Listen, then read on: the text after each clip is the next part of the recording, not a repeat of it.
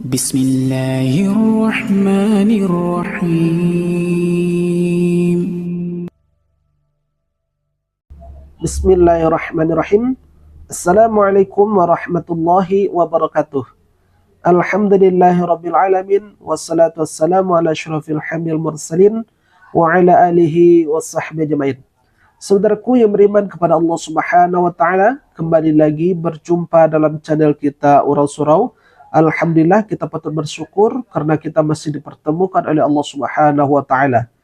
Saudaraku yang beriman kepada Allah Subhanahu wa taala, ada sebuah video yang mau hendak kita bahas, yang mana dalam video ini mereka mentertawakan ketika mereka melantunkan Al-Quran, ketika mereka menyebut Allahu Akbar, kemudian mereka iringi dengan gelak dan tawa mereka.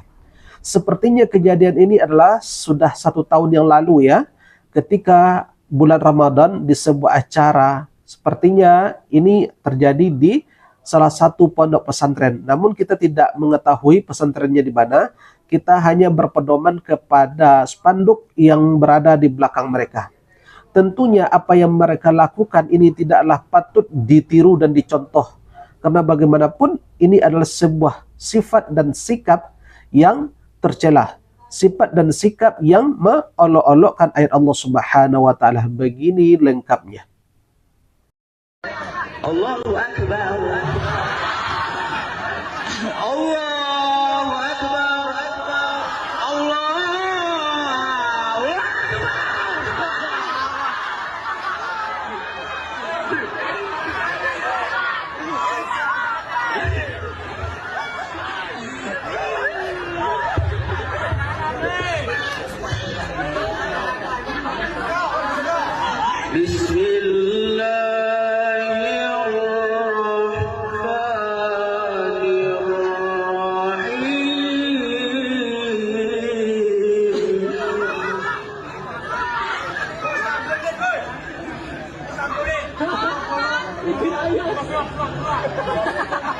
Qul huwallahu ahad.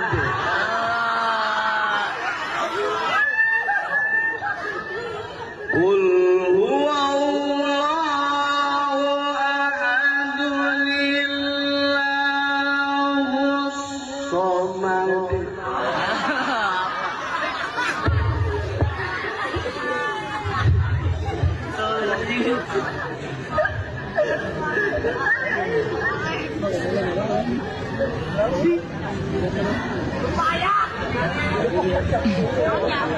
Sudah sangat jelas sekali dalam video tersebut mereka mentertawakan ayat-ayat Allah Subhanahu wa taala dengan pakaian yang seperti itu, dengan penampilan rambut gimbal seperti itu, kemudian dihiasi kumis, kemudian dengan gelak tawanya mereka membacakan ayat Al-Quran. Tentu ini adalah sebuah mengolok-olok dan penghinaan kepada ayat-ayat Allah Subhanahu wa taala.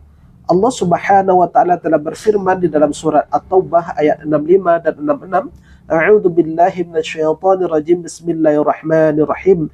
Qul abillahi wa ayati wa rasuli kuntum tastahzi'un. Katakanlah, apakah dengan Allah, ayat-ayatnya dan rasulnya kamu mengolok-olok? La ta'tadiru qad kafartum ba'da imanikum. Tidak usah kamu minta maaf, sesungguhnya kamu telah kafir sesudah kamu beriman. Ini adalah konsekuensi bagi mereka yang mengolok-olok ayat-ayat Allah, bagi mereka yang menjadikan Rasulullah sebagai candaan dan menjadikan agama ini sebagai bahan ketertawaan. Inilah konsekuensi berat bagi mereka yang mengolok-olokkan ayat Allah dan agama Allah Subhanahu wa taala. Berat sekali ancamannya dari sisi Allah Subhanahu wa taala. Maka apa yang kita sampaikan ini adalah dari bentuk penolakan apa yang mereka lakukan. Sesungguhnya perbuatan yang mereka lakukan, walaupun itu dari pondok pesantren sekalipun, walaupun itu dari kiai sekalipun, walaupun itu dari gus-gus sekalipun, bagaimanapun itu adalah perbuatan yang tercela. Karena tidak patut dan tidak pantas mereka lakukan dengan mengolok-olok ayat Allah Subhanahu wa taala.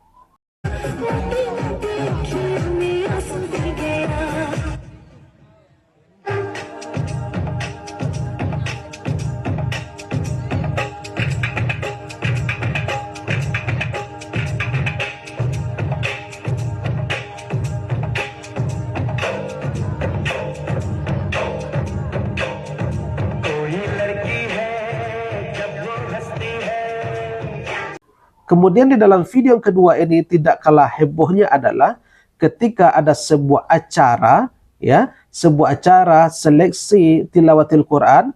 Sepertinya ini adalah dalam rangka PHBI, peringatan Hari Besar Islam, di mana di dalam acara tersebut ada seorang muslimah yang lagi joget-joget, yang lagi goyang-goyang ala India, karena memang diputar musik dan lagu India di sana. Ya, tidaklah pantas, tidaklah wajar hal semacam ini di acara musabaqah, di acara seleksi tilawatil Quran. Di mana nilai Al-Qur'annya, ya?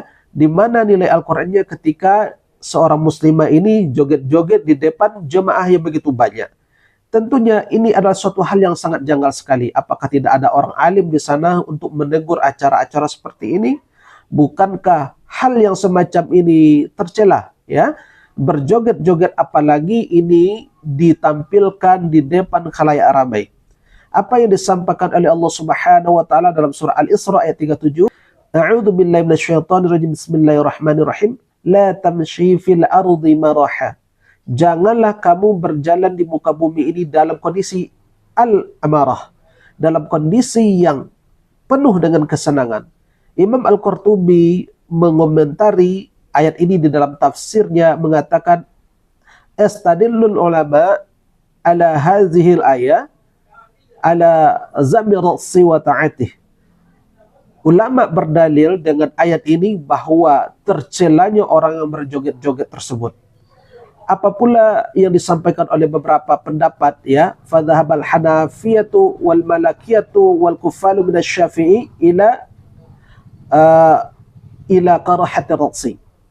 Menurut pendapat Hanabila, menurut mazhab Hambali, Hanafi, kemudian Syafi'i, apa yang mereka lakukan itu adalah perbuatan yang dimakruhkan.